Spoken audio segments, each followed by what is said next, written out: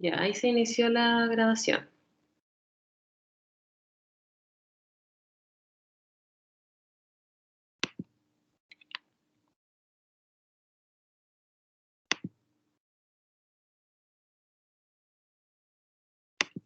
Otro tema importante también es que hay profesores que hacen un break entre medio de las 2 horas. Yo prefiero hacer la clase continua, sin break, y tomarnos 1 hora y media, 1 hora 40, 1 hora 45, que tomarnos este break entre las horas, ¿ya? Esa es mi metodología y creo que es mejor. Entonces, aproximadamente eso es lo que nos va a tomar la clase, 1 hora y media, 1 hora 40 continua. En algunos casos podemos tomarnos más tiempo, pero es como el promedio que yo tengo pensado para los que no han tenido clases conmigo.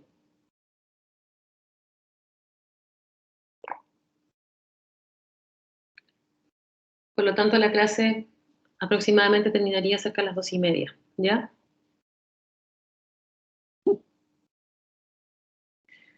Ya, vamos a partir entonces con lo que es la materia. Y nuestra primera pregunta y gran pregunta es, ¿qué es el control de gestión? Yo suelo hacer una prueba de diagnóstico en la primera clase, pero como la primera clase la perdimos por este tema de los accesos, la vamos a obviar, pero igual me gustaría saber qué entienden ustedes por control de gestión.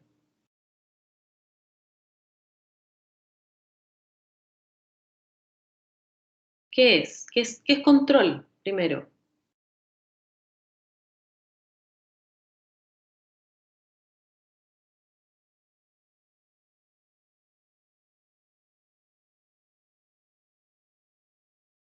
¿Alguien tiene alguna idea de qué puede ser el control de gestión?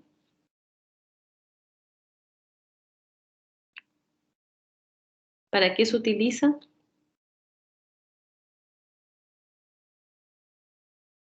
No lo busquen en internet, díganme ustedes de lo que se les viene a la mente, qué puede ser o qué conocen.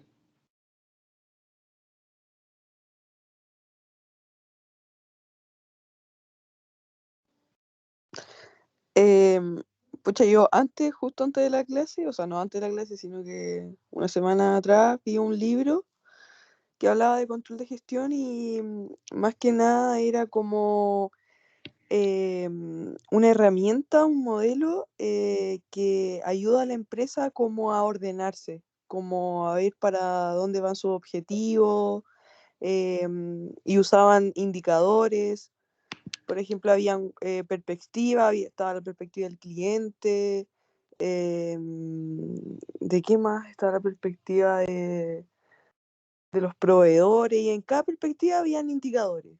¿Ya? Y todos esos indicadores también tenían que estar como unidos, porque, por ejemplo, no podía poner un indicador de cliente si no estaba unido, por ejemplo, con mi capacidad de suministro o algo así.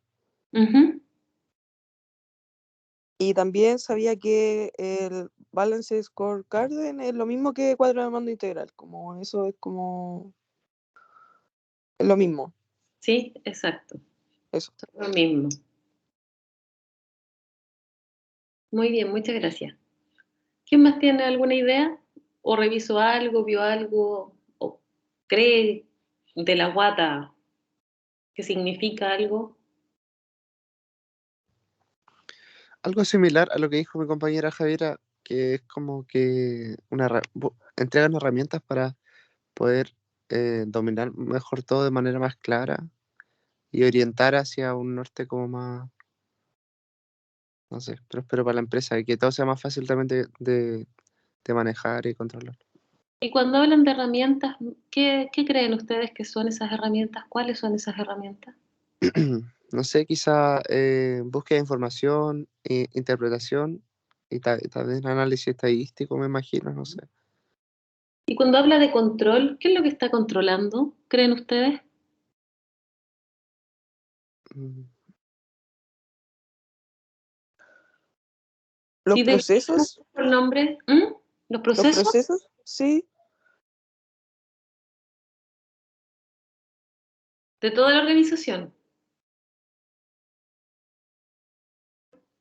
Sí, de toda la organización. ¿Y con qué fin creen ustedes que se realiza ese control de los procesos? El cumplimiento de los objetivos. Para cumplir los objetivos. Y yéndonos un poco más atrás, ¿de dónde nacen esos objetivos? Mm, Como de la misión, la visión que tiene una empresa, o lo que quiere proyectar, o algo así. Estamos hablando de objetivos estratégicos, entonces, Sí, puede ser. ¿no? Sí, estratégicos. Porque de la visión y la misión también nace la estrategia, y de ahí nacen objetivos.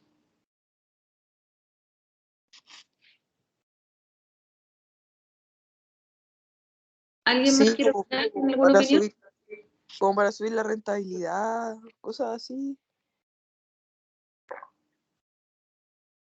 O para sea, posicionarse en el mercado, puede ser. claro, para eso, para también tener cumplimiento en cuanto a los recursos humanos, a los procesos productivos, a los proveedores, una infinidad de cosas. O sea, es en todos los ámbitos de una empresa. Por eso acá en esta lámina es como, ¿qué es control de gestión? Presupuesto, sí, incluye la evaluación del presupuesto. Planificación, obvio, hay una planificación. Hay incentivos para cumplir las metas. Hay evaluaciones de desempeño. Hay BI, hay Business Intelligence, obviamente, y Data Mining, porque hay que procesar la información para poder saber, como ustedes mencionaban, si los objetivos se están cumpliendo. ¿Cómo sabemos si los objetivos se están cumpliendo?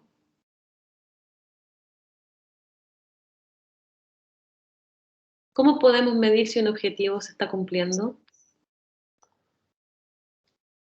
Con los indicadores. Indicadores, sí. Los KPI, ¿cierto? Con los indicadores.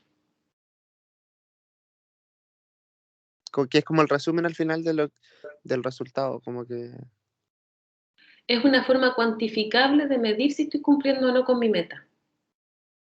Porque claro. cómo puedo medir, cómo puedo saber si estoy cumpliendo si no lo puedo medir? Entonces, lo importante siempre de un indicador es que sea medible, porque tiene que ser objetivo. ¿Ya? Súper chiquillo. Muy bien los conceptos. El control de gestión, tal como ustedes indican, ayuda a cumplir con las metas, con los objetivos que la empresa se traza, que la empresa define.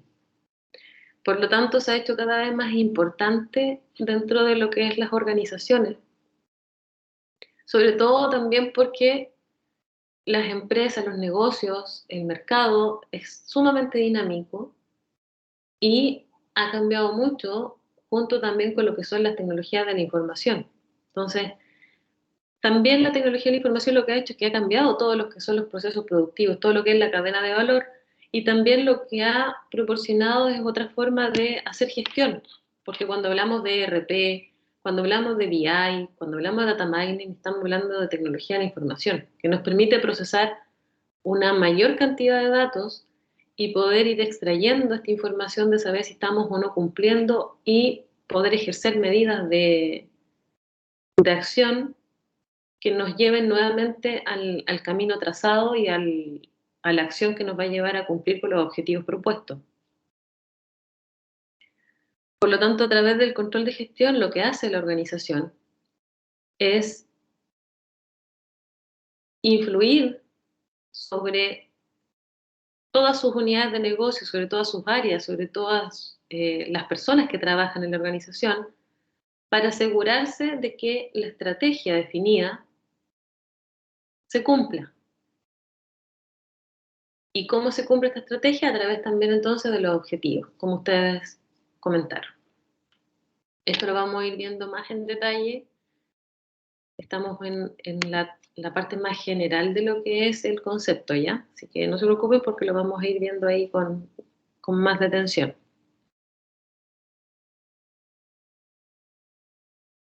Por lo tanto, entonces, como les decía, se ha vuelto más importante porque el entorno de una compañía es un entorno que es dinámico. Y este entorno dinámico y cómo se comporta el entorno influye directamente en lo que es la planificación, la ejecución y el control dentro de una organización.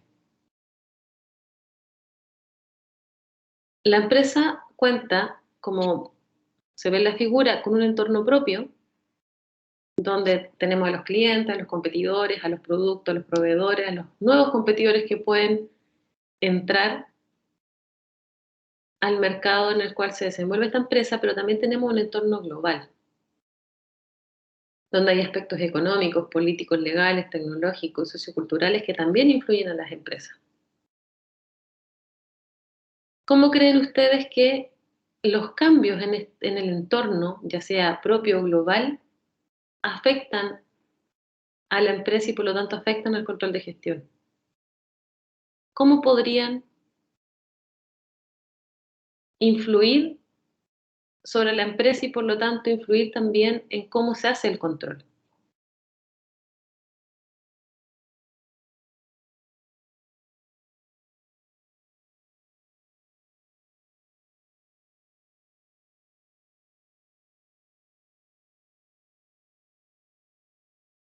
¿Se entiende la pregunta?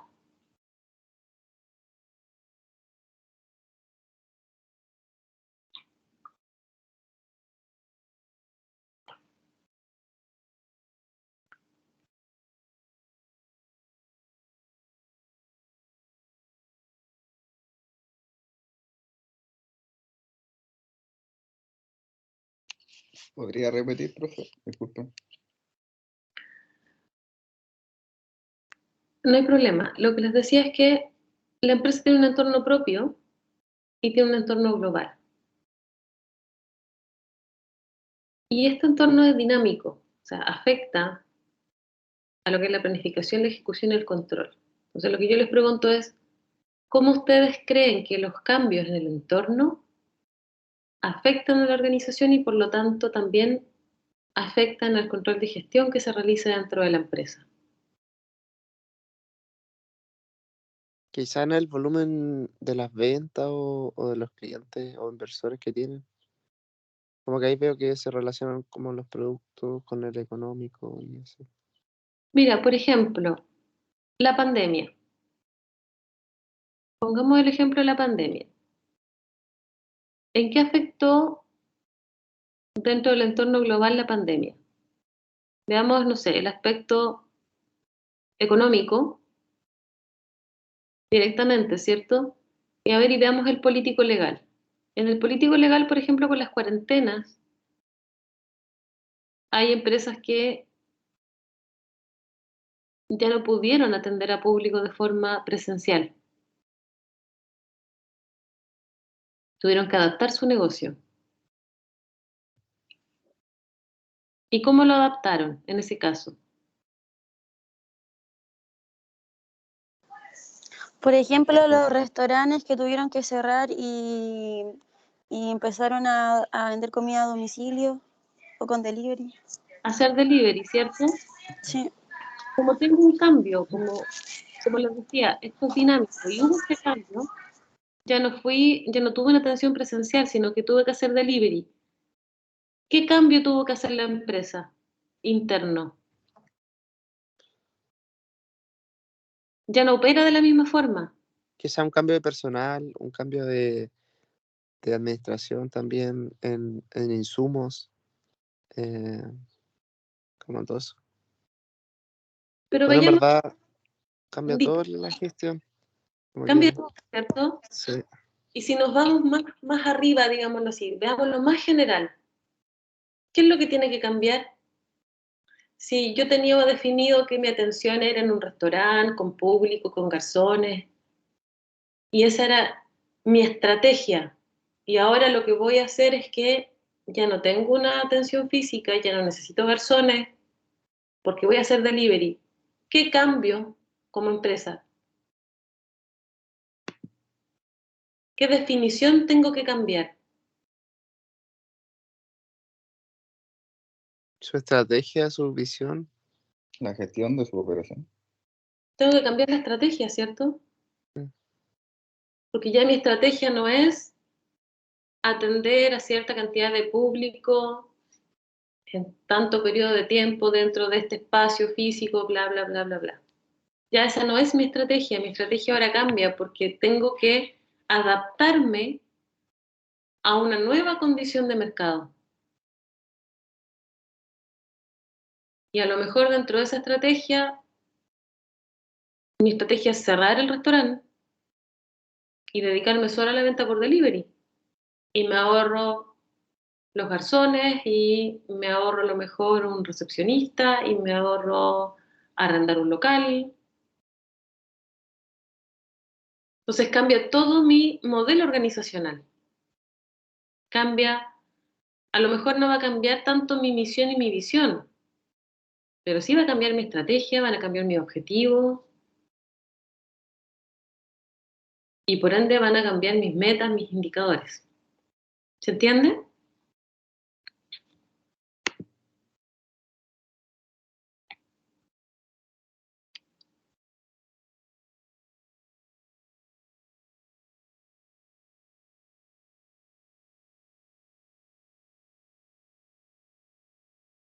¿Se va entendiendo, chiquillos?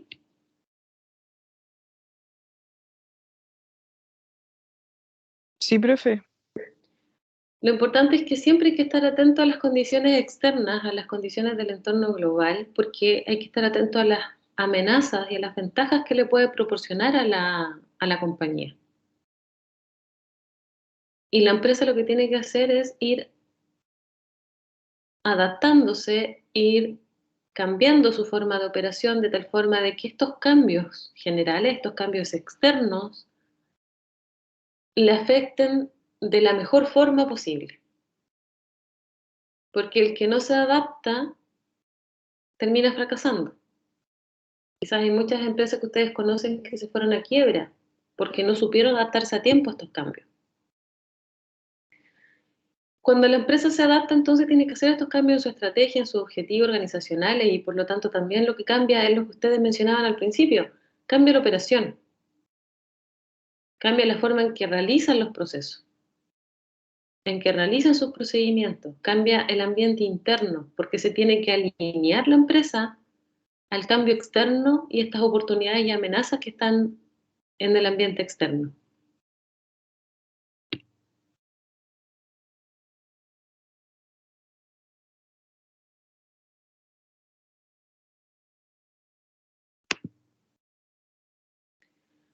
Por otro lado,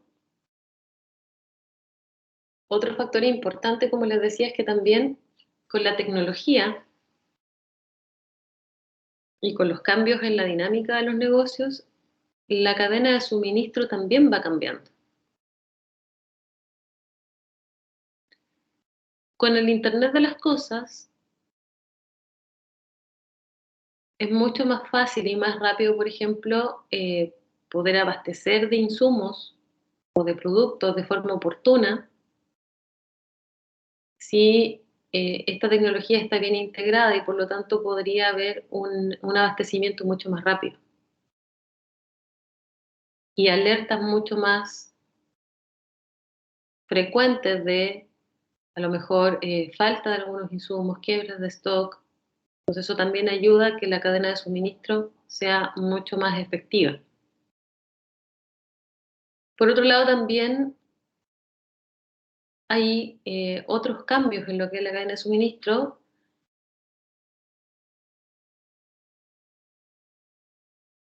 que no sé si ustedes conocen los términos, pero existe el offshoring, nearshoring y reshoring. No sé si han escuchado de esos conceptos.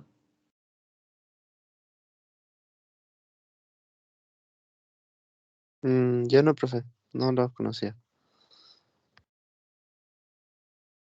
El primero, el offshoring, consiste en que todo lo que es procesos de fabricación o de servicios Lo que hacen las empresas es que lo envían o lo solicitan, por ejemplo, a otros continentes o a otros países.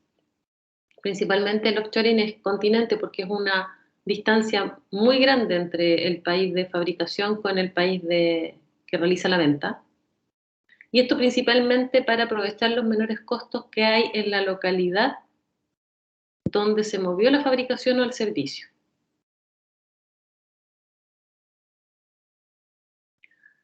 La idea aquí, como les decía, es disminuir los costos. Por lo tanto, lo más importante es definir que el suministro sea para partes de baja complejidad dentro de un producto, un volumen alto, y que haya una baja transferencia de propiedad intelectual. Un ejemplo de esto es, por ejemplo, cuando hay servicios no sé si han escuchado o si saben de otros casos, pero hay servicios, por ejemplo, de programación. Cuando yo trabajé en el área de consultoría, varias empresas lo que hacían era tener sus programadores en India. Los indios hacían la programación de los software, pero la venta del producto era aquí en Chile. ¿Y por qué se hacía así? Porque la mano de obra ya era mucho más barata, o es mucho más barata.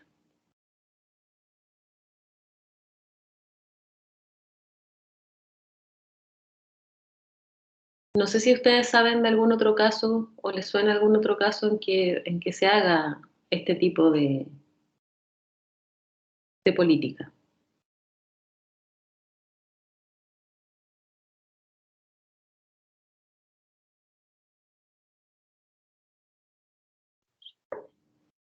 Yo creo que tiene que haber algunos matices porque, por ejemplo, las condiciones de trabajo en China son inhumanas y que se permita eso, yo creo que para lo que quiere la humanidad o para el camino al que va no es correcto.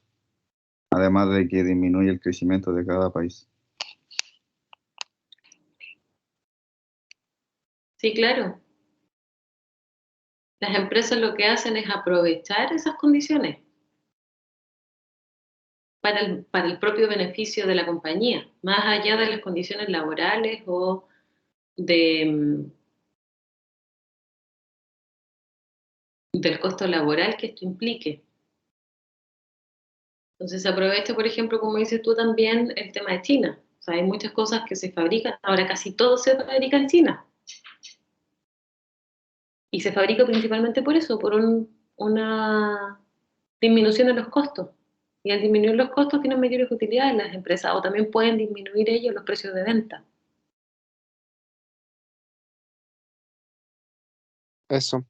Yo sabía que había muchos retails de ropa donde obviamente sus costos eran muy bajos para el consumidor, para el cliente.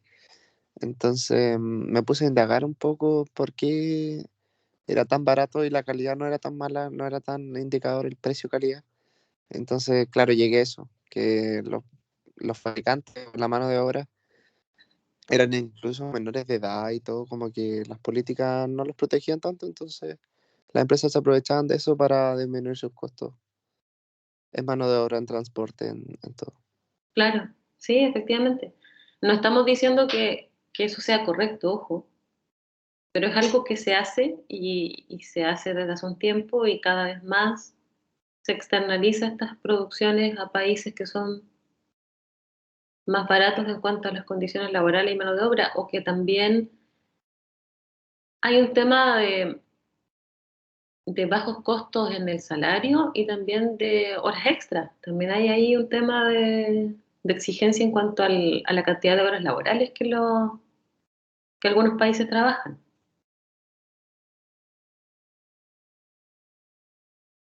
¿Cuál es uno de los problemas que tiene este tipo de política de abastecimiento?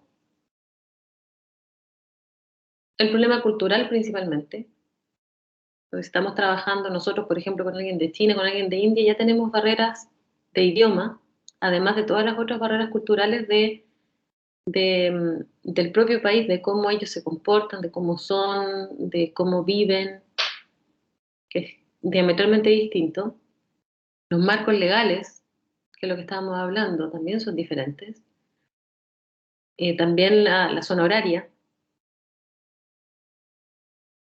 Por lo tanto, hay una velocidad de cambio ante solicitud, ante modificaciones que es más limitada, que es menor, porque hay mucho tiempo que se invierte en la comunicación y en tomar decisiones.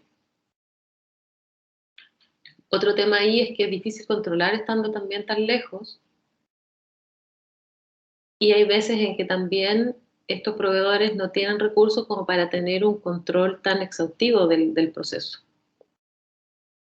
Entonces ahí hay varias desventajas que podría tener. Otra forma que les comentaba es el nearshoring, que es parecido a lo que vimos, pero se transfiere a un país más cercano al país que fabrica, perdón, al país que tiene el producto y que vende el producto. Un ejemplo de esto es lo que vemos con el servicio de call center. ¿Por qué nos atienden extranjeros? No necesariamente porque ya en Chile viven muchos extranjeros.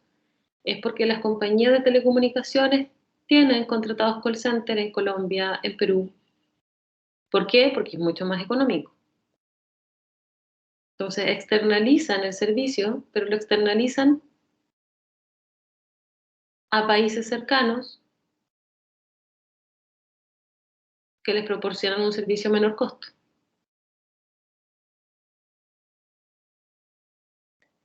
Y el reshoring es regresar al país original las operaciones de negocio que se enviaron a otro país. Es, por ejemplo, lo que hablamos del call center, es en vez de que las compañías de telecomunicaciones contraten a call center en Perú o en Colombia, tengan call centers acá en Chile. O si dejáramos de fabricar en China y fabricáramos en el país local. ¿Esto por qué se hace? Se hace porque fallaron en mandar la operación a otro país, no pudieron controlarlo, no les resultó, o también hay ocasiones en que hay una evaluación y se decide que es mejor fabricar dentro del país porque hay un mejor control, porque hay una mayor efectividad, porque hay una mejora en el tiempo, porque hay cambios también en el entorno que llevaron a tomar la decisión de volver al país de origen la operación que se externalizó. Me parece que alguien iba a comentar,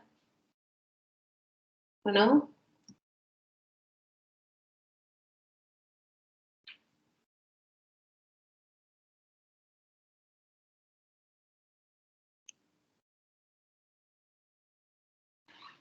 Sí, profe, yo le quería consultar que en ese avance de las 3 etapas que mencionó, como que se van disminuyendo las barreras que comentó, de horario, de idioma, de, no sé, lo que sea. Y como, ¿qué tan eficiente sería llevar el primer método al último, como de montar una empresa productora ya, por ejemplo, acá en Chile, con un macro número de trabajadores y todo? Como igualar una productora china, pero en Chile. ¿En verdad serviría un poco? Disminuyendo esa distancia en transporte y todas esas cosas. ¿Cómo tú dices, igual serviría? ¿En qué sentido? O Si sea, sería igual conveniente para la empresa hacerlo en Chile y no en China. claro, Es que ahí depende. Depende depende de lo que estemos haciendo, creo yo, depende del negocio. Porque si, por ejemplo, lo único que nos está influyendo es que la mano de obra es menor,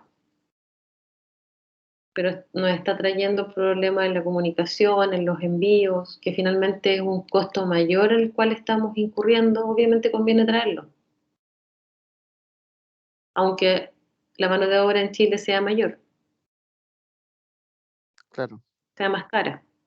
Y la protección igual, como que acá, no sé, 1 hora extra de trabajo y al tiro es como que es reclamado y todo.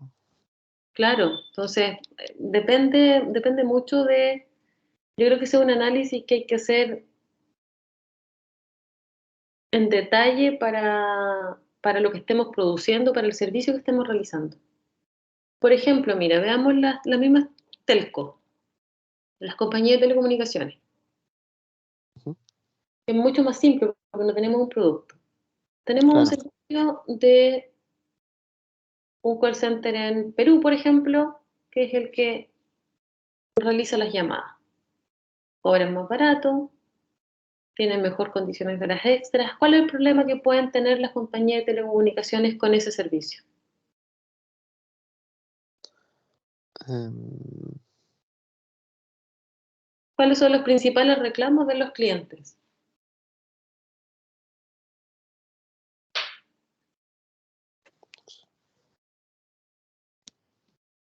¿No han escuchado? Lo mm, típico, es que me atiende un extranjero, es que no me entiende, es que no le entiendo, es que quiero un chileno.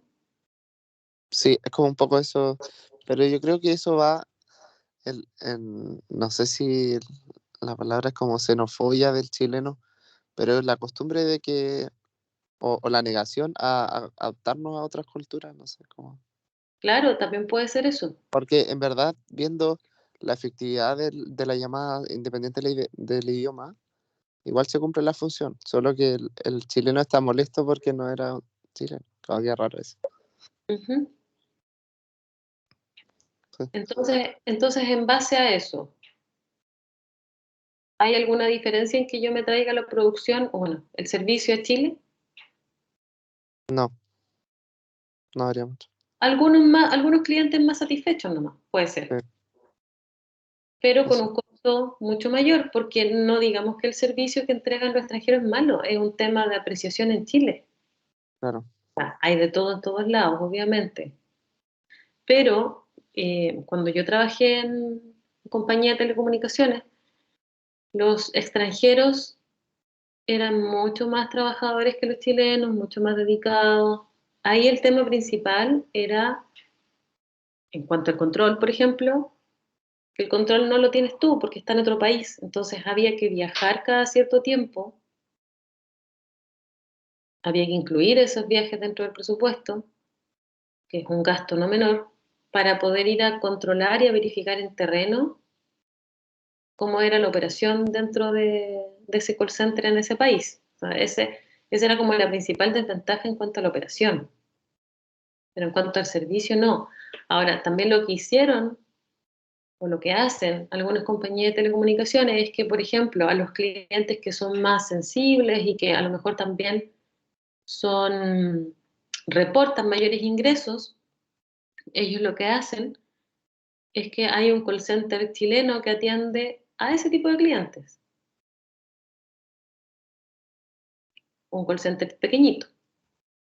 Como que le da más dedicación a ese foco, a ese Exacto, grupo. como atención a clientes preferenciales y por chileno. Claro, Entonces, cuando estos clientes llamaban, caían en ese call center, el de los chilenos. O cuando había que llamar a estos clientes, lo llamaba este call center de chilenos. Entonces, así no incurren en un gasto tan grande al tener un call center en Chile y satisfacen a aquellos clientes que les reportan mayores ingresos y que la idea es que estén satisfechos para que no se cambien de compañía.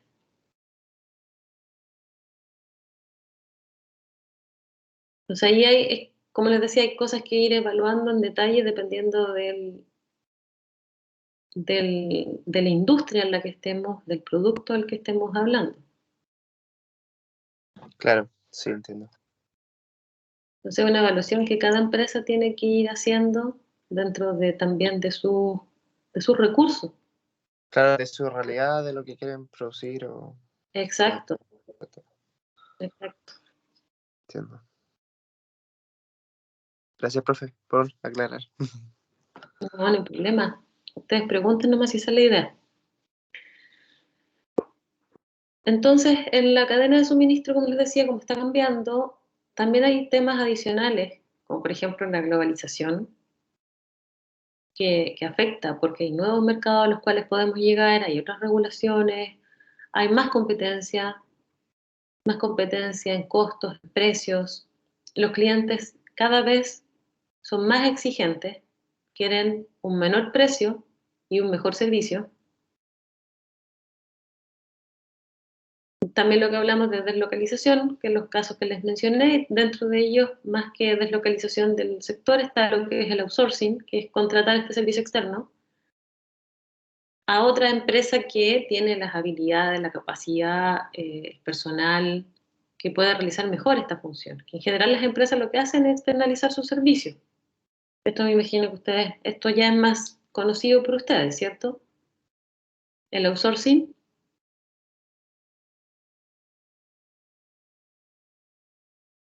Sí, como de contratar servicios externos y delegarlo, entre comillas, como lo hace. Por ejemplo, si hablamos de una empresa, hablamos del casino. En el casino, una empresa, el casino en general es una empresa distinta a la empresa original que proporciona este servicio de alimentación, por dar un ejemplo. Claro, o los guardias también de seguridad siempre son externos. También, por ejemplo, la seguridad.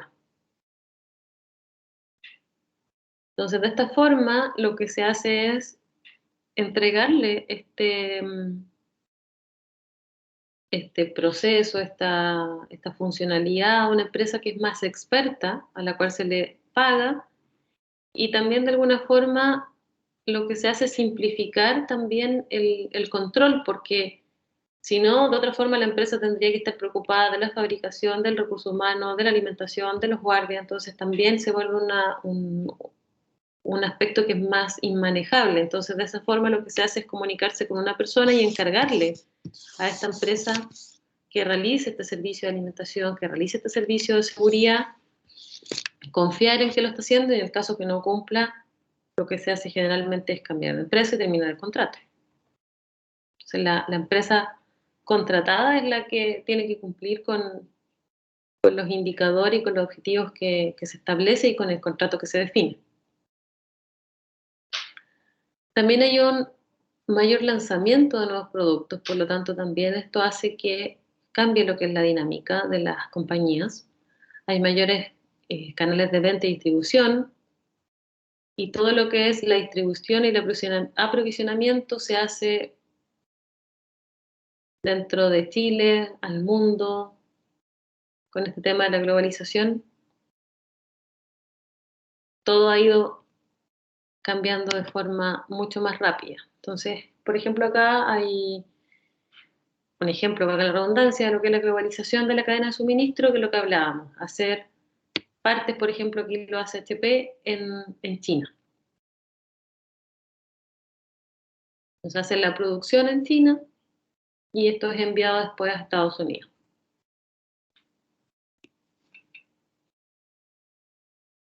Mira, por ejemplo, acá dice que la idea de producto se hace en Singapur, el concepto lo prueban en Houston, el diseño del concepto lo hacen en Singapur, el diseño de ingeniería en Taiwán, y finalmente se ensambla en Singapur, Australia, China y en India.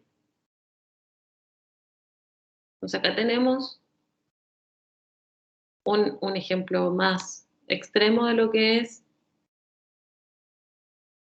cómo la globalización ha afectado y cómo de alguna forma está distribuido toda la producción de un producto. También hay deslocalización de lo que son las bodegas. O sea, también las empresas lo que hacen es que para disminuir o ahorrarse los costos de envío, establecen bodegas de productos en ciertos países y desde ese país se hace la distribución. Y así también ahorra en tiempo, en los tiempos de llegada de los productos al país.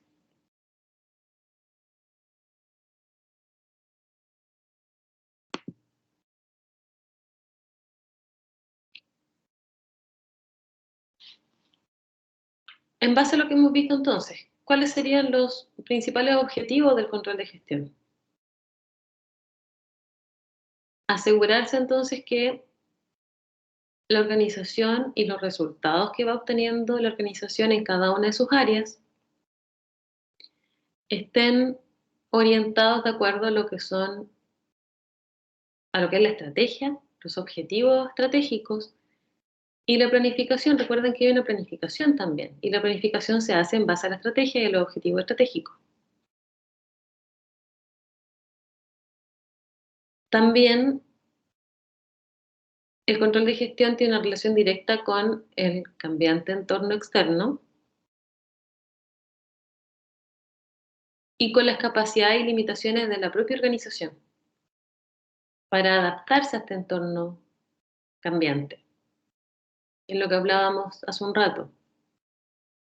Si no me puedo adaptar y no puedo cambiar, lo más probable es que a lo mejor mi empresa quiebre o no pueda continuar porque no soy capaz de adaptarme al cambio en el ambiente.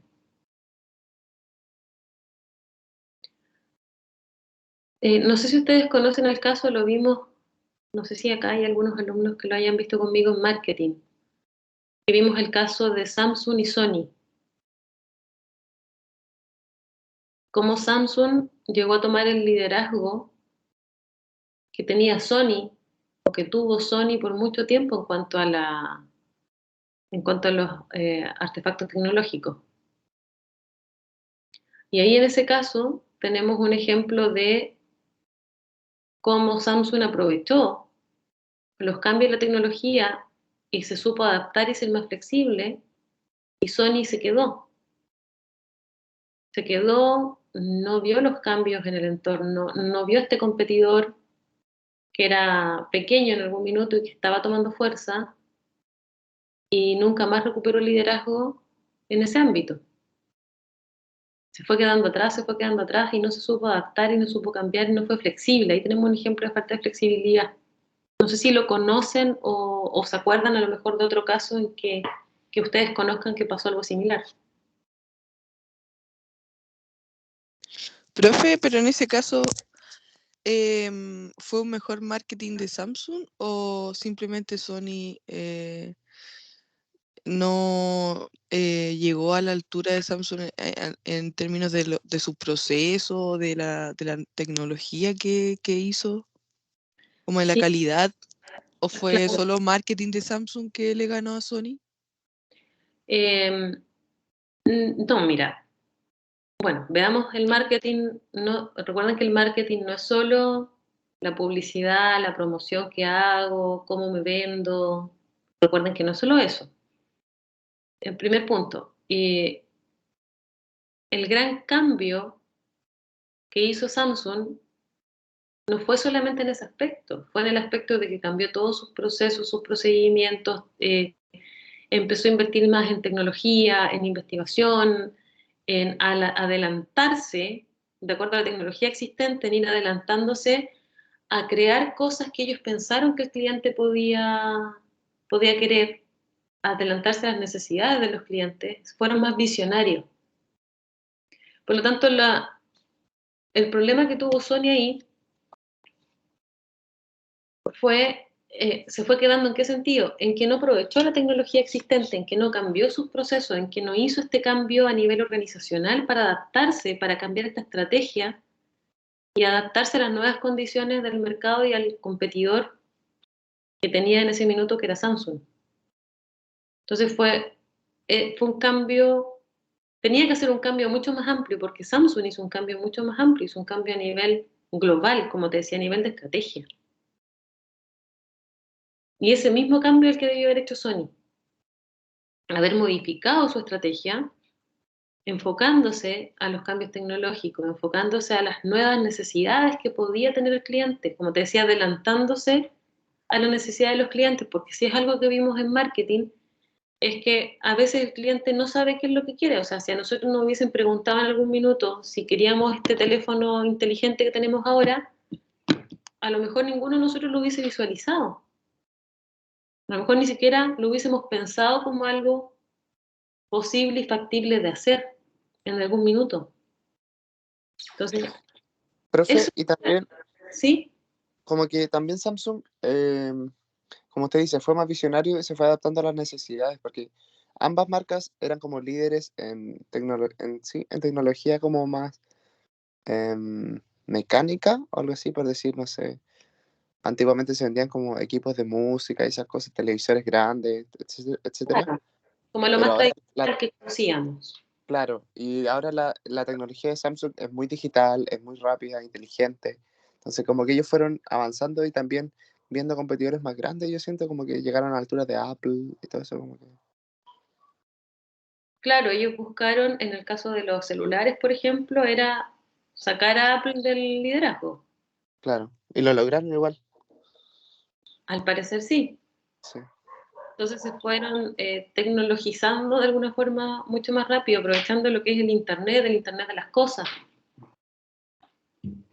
Y Sony se mantuvo en su forma de fabricación, en su estrategia tradicional, digámoslo así. Entonces, ese fue el gran problema que tuvo Sony en su minuto. No sé si eso te responde, Javier. Sí, sí, sí, sí me lo responde. Bueno, igual lo pensaba así, como que tenía esa hipótesis. Sí, claro.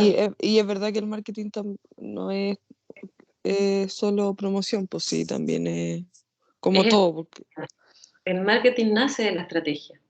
sí, También nace de la estrategia. Lo que pasa es que tenemos un concepto general que no es el concepto en realidad del marketing, solamente es sesgado el concepto que tenemos. Pensamos que marketing es hacer promociones, es vender. Y el marketing es mucho más amplio que eso. Es conocer la necesidad de los clientes, es centrarse en el cliente, es estrategia, como te decía, porque la estrategia de la organización tiene que estar centrada en el cliente y por lo tanto uno de los focos es el marketing. Y para hacer marketing y para hacerlo bien, hay que alinear y hay que modificar y hay que integrar todo lo que es la organización, desde la dirección, la parte productiva, la organización completa. Entonces no es algo aislado, también es parte de la organización completa. Eh, bueno, pero ese es, como les decía, uno de los ejemplos de capacidades y limitaciones de la propia organización ante la dinámica de lo que es el ambiente externo, el entorno global. Por lo tanto, ¿qué es lo que hace el control de gestión? Es que tenemos una situación actual y tenemos una visión, ¿cierto? Y en base a esta visión, nosotros trazamos una estrategia. Decimos a la organización, estamos en esta situación y para llegar acá, a la visión, tengo que seguir esta estrategia, ¿cierto? Esta flecha que tengo acá. ¿Y qué es lo que hace el control de gestión? Que, por ejemplo, de la situación actual, yo en realidad ven el cursor, ¿cierto? Cuando estoy enfocando acá, sí, profe. ¿sí? Ya. Entonces, de la situación actual, por ejemplo, yo sigo este camino, esta flecha pequeña. ¿Qué es lo que hace el control de gestión? Dice, no, no puedes ir en esa dirección porque nuestra estrategia va en esta dirección. Entonces, tus resultados no son los resultados que yo requiero para llegar a mi visión. Por lo tanto, la flecha roja, ¿qué es lo que hace o que demuestra? Es que el control de gestión lo que permite es tomar acciones correctivas que permitan entonces que ahora la flecha que está horizontal pueda llegar a tomar la dirección de la estrategia trazada. Esa es la función, que los resultados que se van obteniendo sean cercanos a la estrategia que se trazó para poder cumplir la visión. Si no, no me sirven los resultados, porque si sigo esta línea horizontal, nunca voy a llegar a la visión que tengo definida. Entonces, el control de gestión nos permite eso, ir evaluando, ir midiendo, ir comparando con la estrategia trazada e ir definiendo las acciones correctivas para ir cumpliendo con el camino que nos definimos para llegar a cumplir con los objetivos y con la estrategia, y por lo tanto con la visión. Algunas definiciones de control de gestión del mismo autor, del libro que está en la bibliografía.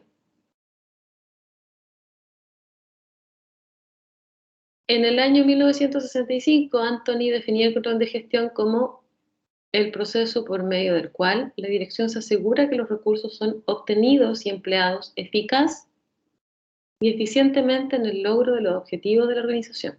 Hablaba principalmente de utilizar bien los recursos para lograr los objetivos de la organización. Y en 1988 la definición de Anthony es que control de gestión es el proceso por medio del cual la dirección influye en otros miembros de la organización para asegurar la implantación de las estrategias.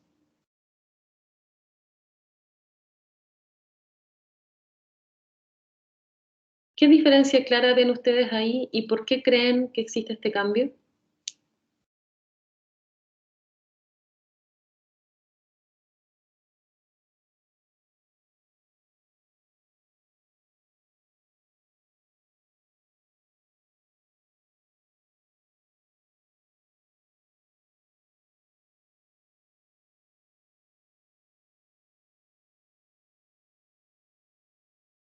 Puede ser que el primero era como,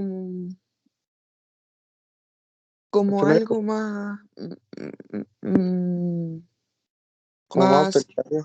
sí, más autoritario puede ser Y el como, otro es como una red de equipo, como que delega y simplifica mucho las funciones. Uno se enfoca en los recursos y otro se enfoca en las personas. ¿O ve el primero también a las personas como recurso, Sí, también. cierto? Pero el segundo, efectivamente, como dicen ustedes, está mucho más enfocado en las personas. ¿Y por qué creen ustedes que está más enfocado en las personas y no en los recursos? ¿Cuál creen ustedes que es mejor definición? la segunda yo creo que es mejor definición, ¿Por Yo qué? creo que tiene que haber un equilibrio.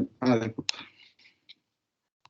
¿Cómo? porque las personas son las que hacen la organización, pues, o sea, eh, personas son todos, o sea, soy yo, son los empleados o mis colaboradores y también son mis clientes personas, entonces obviamente tengo que centrar más en ellos, en cómo puedo influir en ellos para que trabajen mejor, para que sea mejor el ambiente, cómo reaccionan mis clientes a estas cosas,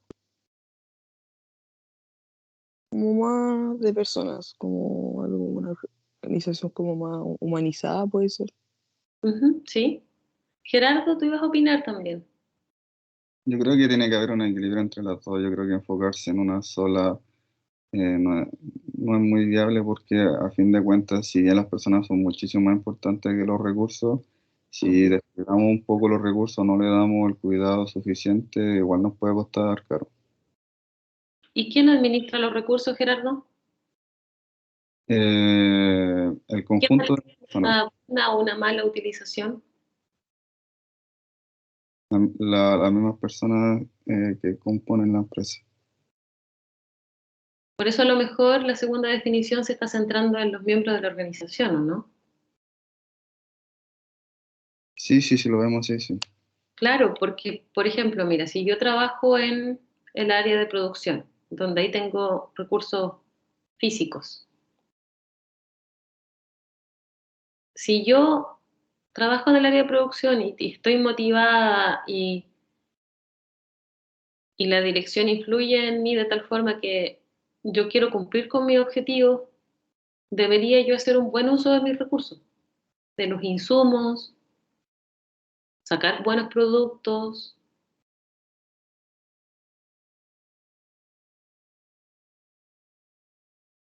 Si lo vemos de esa forma, la segunda definición abarca todo. Abarcaría más, ¿cierto? Porque finalmente, mira, imagínate, si las personas no están motivadas, si no están alineadas con la empresa, ¿los recursos se van a utilizar de buena forma? Difícilmente. Lo más probable es que no, ¿cierto?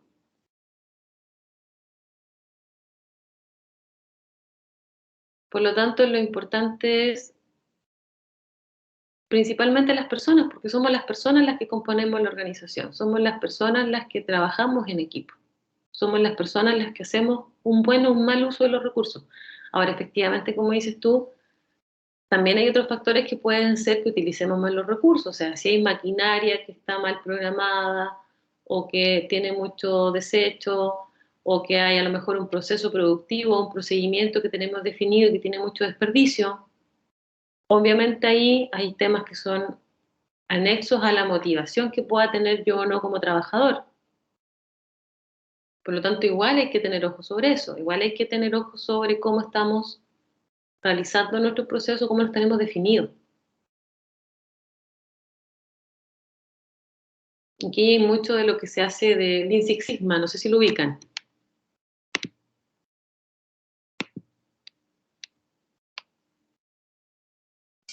Sí, es un curso, ¿cierto?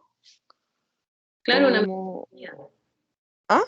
Es una metodología de Sí. control de proceso, de manejo de procesos productivos para disminuir los desperdicios.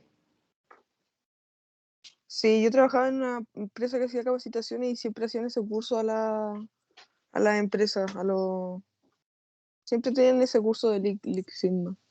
Sí, es bien conocido.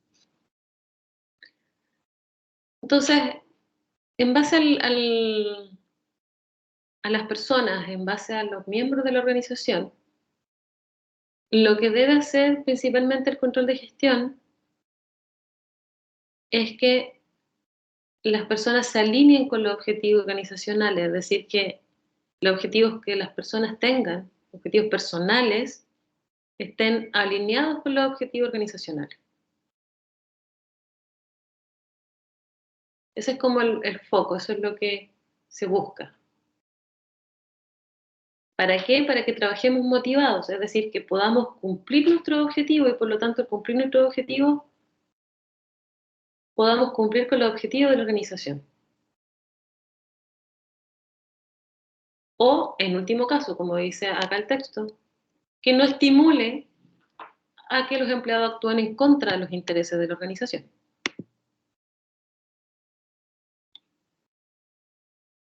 Si vemos el control de gestión a grandes rasgos dentro de una organización, tenemos una unidad de negocio que puede ser una sucursal, puede ser el área financiera, puede ser el área productiva. Eso puede representar la unidad de negocio. Tenemos flujos de trabajo dentro de la unidad de negocio. Tenemos una referencia que es nuestras metas, nuestros indicadores, nuestros objetivos. Y tenemos la organización y sus recursos que influyen sobre esta unidad de negocio. Y sobre ella tenemos que hacer control de gestión.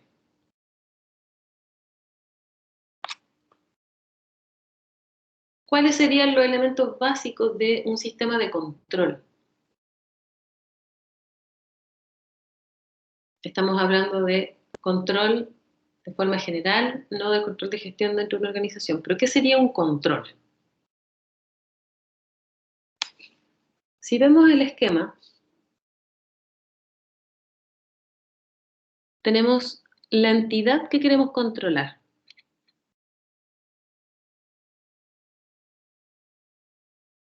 Tenemos un detector, que es un dispositivo que nos ayuda a obtener información sobre lo que está ocurriendo,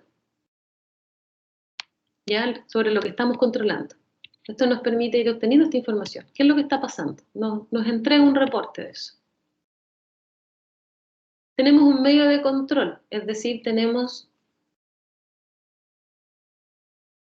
el detalle de lo que queremos cumplir. ¿Qué es lo que estamos controlando? ¿Qué es lo que queremos que esta entidad controlada proporcione? Vamos a ver después un ejemplo para que les vaya quedando más claro. Tenemos un asesor cuyo fin es comparar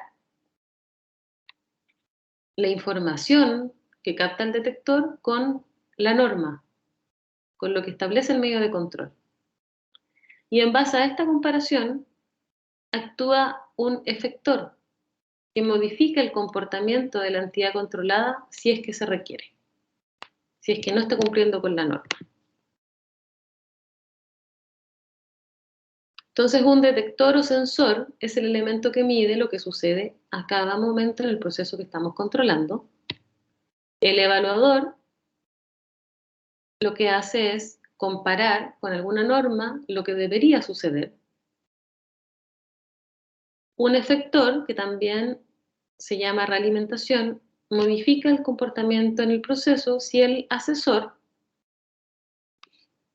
le indica que es necesario modificarlo.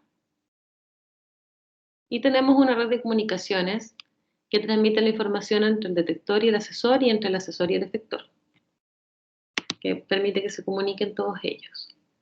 Entonces, si vemos el ejemplo acá,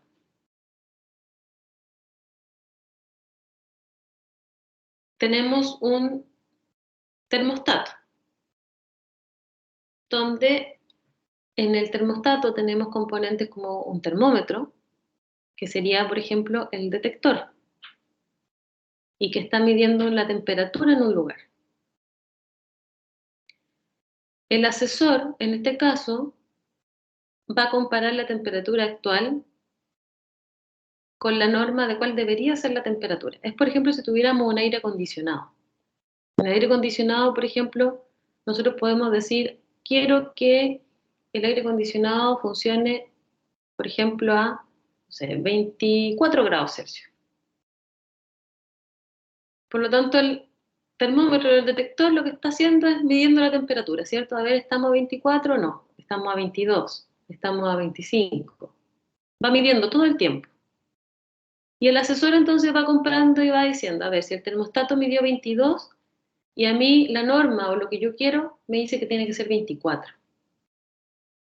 ¿Qué tendría que hacer en ese caso el asesor? Informar al efector que active la calefacción si la temperatura es más baja. En este caso es más baja, porque tenemos 22 grados y lo que queremos que sea 24. Por lo tanto es más temperatura. Eso es lo que le dice a nuestro aire acondicionado. Si, por ejemplo, el termostato capta que estamos a 25 grados, ¿qué es lo que va a hacer? Le va a decir al efector que active la temperatura más fría, que active el aire frío, para llegar a los 24 grados Celsius que establecimos como la temperatura deseada. ¿Se entiende?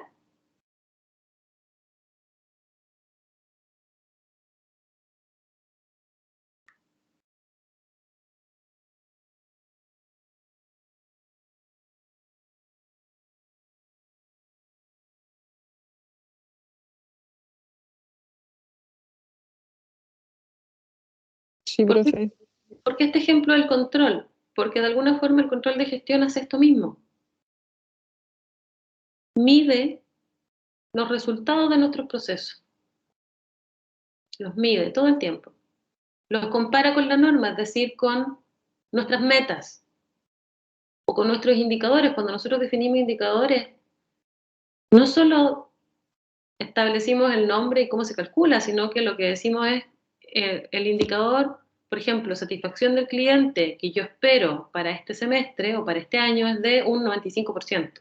Entonces ahí tenemos una norma. Entonces vamos midiendo y vamos comparando con lo que esperamos. Si estamos lejos de lo esperado, tenemos que tomar acciones correctivas, que sería el efector, en el caso del ejemplo. Entonces, este ejemplo de un sistema de control de algo simple, como por ejemplo un aire acondicionado, nos da una forma de visualizar lo que es el control dentro de una organización. Tenemos el símil. Acá tenemos otro ejemplo de un nivel de estanque. También acá podemos ver que hay una estrategia de operación, hay un plan, una planificación, donde en base a esta planificación tenemos una referencia.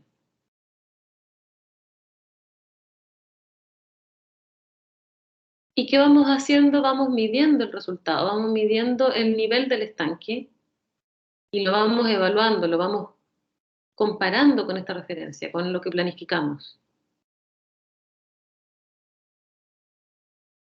Y al evaluarlo, tomamos acciones correctivas, que es el control. Y así vemos si accionamos o no la válvula para llenar o no, o dejar de llenar el estanque, o vaciarlo, para cumplir con la referencia que está presente dentro de nuestra planificación.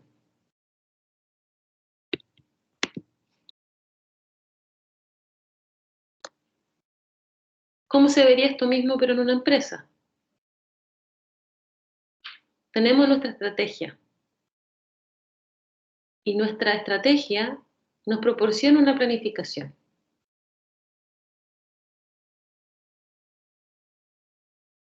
Con esta planificación, entonces, podemos saber qué es lo que queremos conseguir. Sabemos entonces cuál es nuestra norma. Y tenemos una unidad de negocio que está en contacto con el mercado y con el cliente y también con proveedores, a la cual tenemos que medir los resultados. Y estos resultados que medimos los comparamos con la planificación, es decir, evaluamos si estamos o no cumpliendo con lo planificado, estamos llegando o no a los niveles planificados.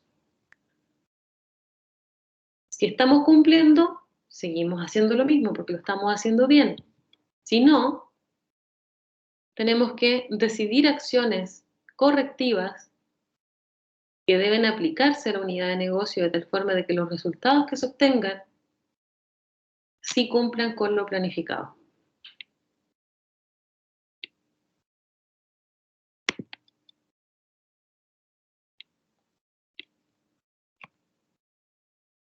Si lo vemos en una compañía cervecera, por ejemplo, tenemos a los dueños que realizan una planificación en base a la estrategia, donde establecen metas y presupuestos.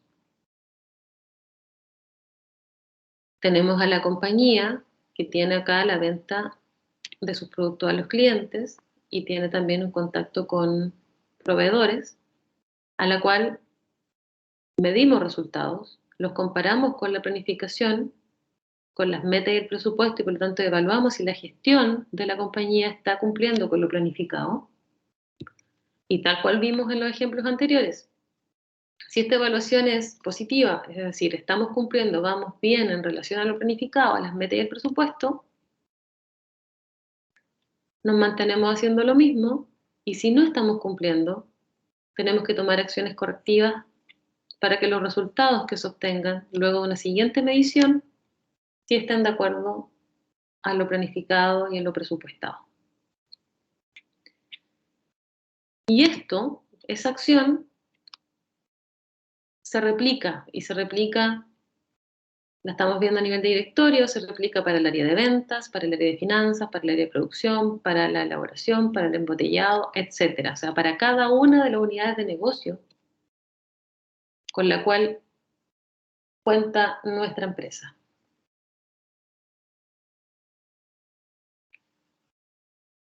¿Dudas? ¿Consultas?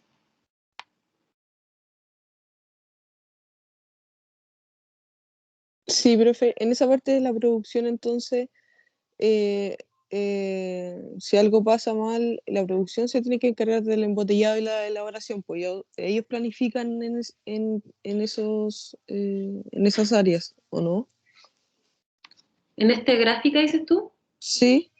Depende, eso depende de cómo esté organizada la empresa. Ah, ya. Ok. Porque hay empresas que, efectivamente, como dices tú, dentro del área de producción tienen planificado porque están dentro de ellas, como inmersas dentro de ellas, dentro de veámoslo como un organigrama, es como que el área de producción está a cargo de la producción, de la elaboración y el embotellado. Pero hay veces en que están de forma independiente y tienen jefaturas independientes y toman decisiones de forma independiente. Va a depender de cómo esté organizada la empresa y de qué le funciona a la empresa. Porque puede ser que te funcione mejor tener el control sobre un área y que ésta controle y gobierne a las otras dos, o puede ser que te funcione mejor que esté separado. O sea, por ejemplo, a lo mejor si la elaboración está en otra ciudad, en otro país, como hablábamos. A lo mejor es conveniente que funcione de forma externa. O es, por ejemplo, hablando de embotelladora, es, por ejemplo, la embotelladora de Coca-Cola. ¿Ya? En las embotelladoras de Coca-Cola, por ejemplo, la misma que está acá en Talca, estas funcionan de forma, está bien, dependen de Coca-Cola Company, pero funcionan de forma más independiente cuando están localizadas en los países. Son de alguna forma manejadas por entes externos, con contratos, con control de operación, pero no directamente de la compañía original. Entonces depende mucho del modelo de negocio de la compañía. Sí, entiendo. También lo vamos a ver, ¿ah? También vamos a ver que hay diferentes formas de organizarse y cómo influye también dentro de lo que es el control de gestión, cómo las compañías se organicen. Y como te decía, la mejor forma de organizar en realidad va a depender de cómo es la operación de la compañía, de qué es lo que le funciona mejor.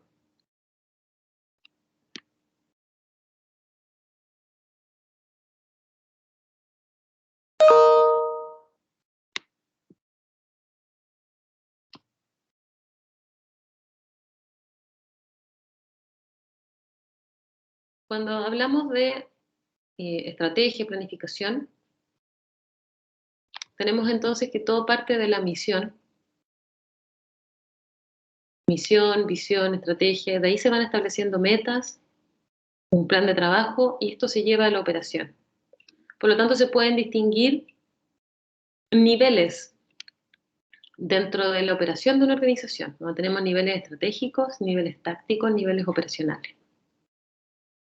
En el nivel estratégico está la misión, la visión, la estrategia, las metas.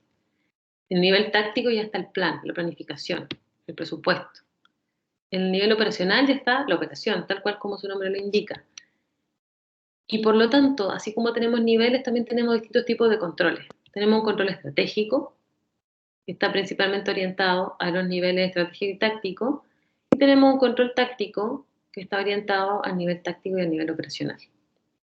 Entonces, hay también diferentes tipos de controles dependiendo del nivel que estemos abordando dentro del sistema de decisiones de la empresa.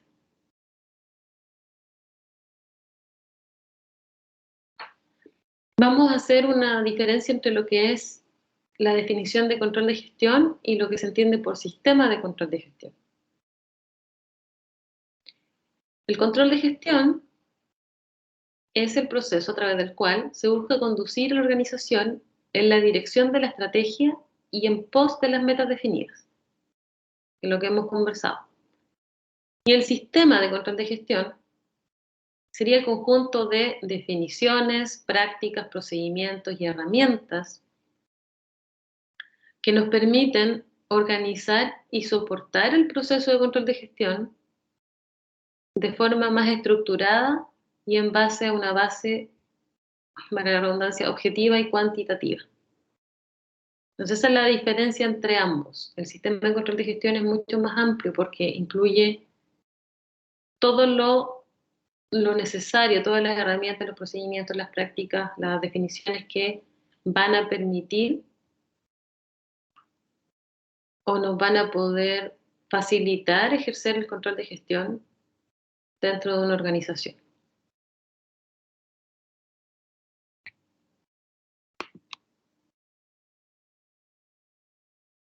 Lo esencial dentro de un sistema de gestión, de control de gestión, es fijar los planes y las metas.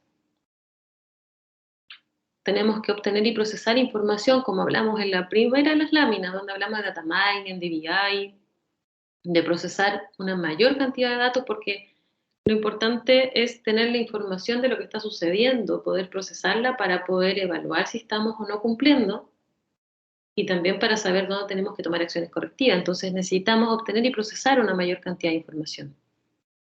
Evaluar la gestión y el resultado respecto a lo que planificamos inicialmente. Debemos tomar acciones correctivas. Tenemos que tener claro que atraviesa los distintos niveles de la organización, como también lo vimos, y está basado en metas que son objetivas y verificables. No me sirve si la meta es subjetiva, porque yo necesito algo que pueda evaluar, que pueda medir, porque si no, no sé si estoy o no en el camino correcto. Importante mencionar que el control de gestión no es paralelo a la conducción de la organización, sino que es un proceso para lograr conducir de mejor forma la organización en base a la estrategia definida.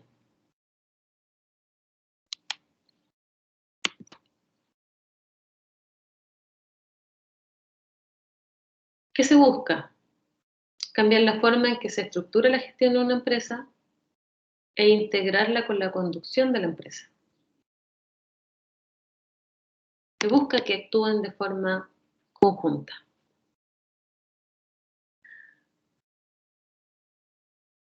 Por lo tanto, lo que se busca acá es que los gerentes, la dirección, sea partícipe de que los empleados cumplan, que el personal cumpla con los objetivos propuestos y que puedan implantar las estrategias que se definieron. ¿Cuáles son algunas diferencias?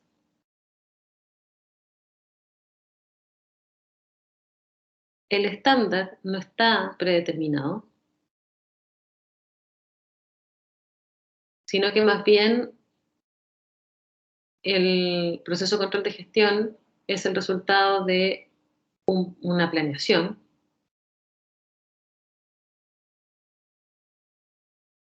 Y por lo tanto, lo que se va haciendo es comparar los logros con los planes definidos.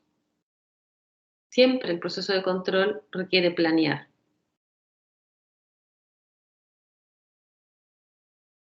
Por lo tanto, hay que tomar la planeación y el control como actividades que van juntas, que van de la mano. El control de gestión implica una planeación y un control. El control de gestión no es automático. Requiere coordinación entre individuos. Hay una relación entre la percepción de la necesidad de actuar y la decisión sobre las medidas a tomar para obtener el resultado deseado, y esto puede no ser claro. Y gran parte del control de gestión es autocontrol.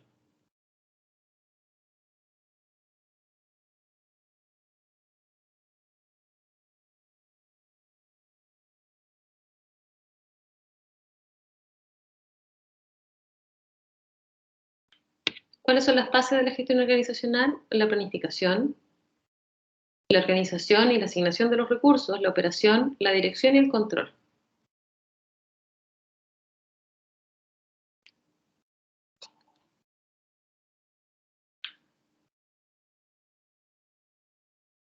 Se dice que el control de gestión es una técnica de dirección, donde el estilo de la dirección es importante y necesario para implantar el sistema de control de gestión, porque esto implica delegar funciones. Y como implica delegar funciones, se vuelve mucho más importante que los responsables de estas funciones se sientan involucrados con el sistema de control, para que puedan realizar sus actividades de mejor forma. Porque al delegar lo que hago es, de alguna forma, otorgar parte del poder, ya que debo confiar en que al delegar esas personas van a realizar las actividades de la mejor forma posible para cumplir con los objetivos. Por lo tanto, hay que tener una capacidad de decisión amplia para dirigir bien a los recursos humanos y administrarlos de mejor forma junto con los recursos materiales. Por ello, entonces, la dirección se vuelve muy importante dentro del control de gestión, y sobre todo lo que es la coordinación, la motivación del equipo, animarlo a que cumpla con su trabajo,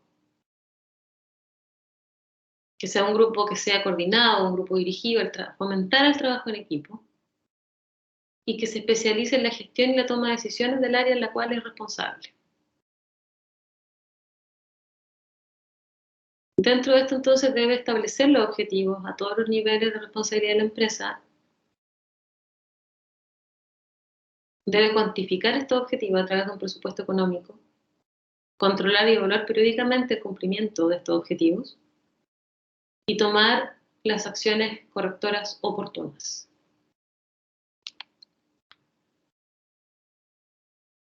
El control de gestión se apoya principalmente en indicadores, en estudios, como hablábamos, de manejo de información, en investigaciones, en índices, en cuadros, y esto se realiza de forma sistemática, periódica, para poder ir evaluando los resultados y poder evaluar si se está cumpliendo o no, y como les decía, tomar acciones correctivas.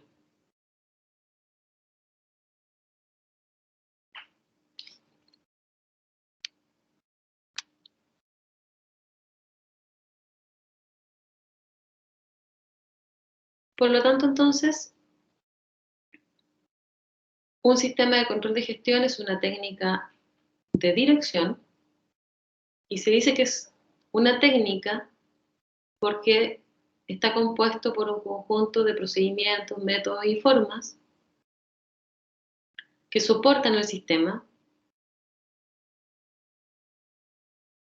y que también ayudan a configurar el estilo y la cultura de la organización y aportan a una mejor forma de entender la gestión. Y dice que es una técnica de dirección porque la dirección a través del control de gestión se involucra en el proceso de cambio y lo que hace es transmitir el estilo de liderazgo al resto de la organización. La dirección es fundamental al momento de aplicar el control de gestión.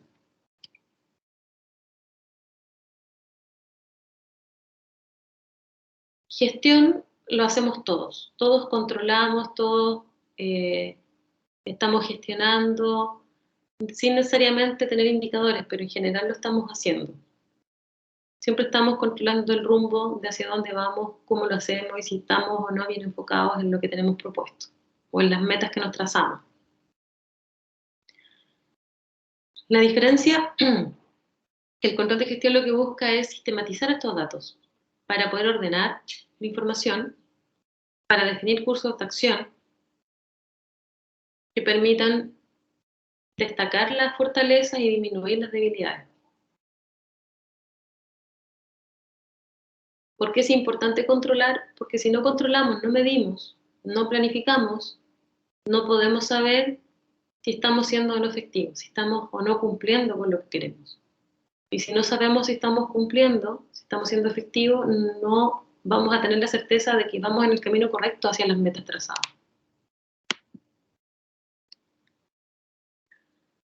Y por último, los sistemas de control de gestión nos ayudan a implantar las estrategias. Son diferentes en cada organización y se deben adaptar a los requisitos específicos de cada una de las organizaciones. Las estrategias asignan diferentes prioridades a los trabajos, también tienen diferentes factores de éxito y requieren diversas habilidades, puntos de vista y comportamientos. Lo importante es si el comportamiento que induce el sistema de control de gestión es el que requiere la estrategia para poder conseguirla.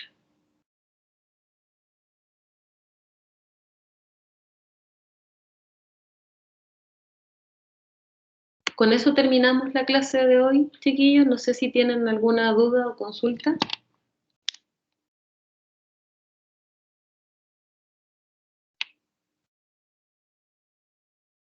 No por mi parte, profe.